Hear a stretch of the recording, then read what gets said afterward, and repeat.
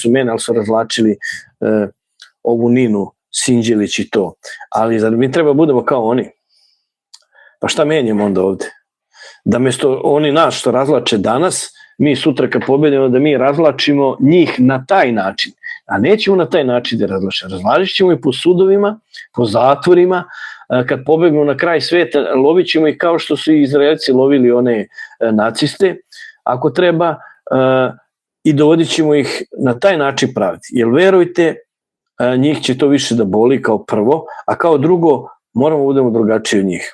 Ne možemo mesto ovog obračuna koji vrši radikal Vučić, da mi posle podržavamo isto radikalsko, ajde njegovim. Ja bih voleo da je ovo uradio SNS poslanik. Ovo je dete od koliko god da ima godina, razumijete, to je porodica. Znate, postoji neki ti fair play-evi, da se ne lažemo. Postoje ti neki, pogotovo kad je dete apolitično, nije to Šešeljev sin koji u politici imaš pravo, javna ličnost, mogu da znaš što će s tobom. Ili Vučićev sin koji već ide i baulja već sve više u javnosti, mogu da te razlače.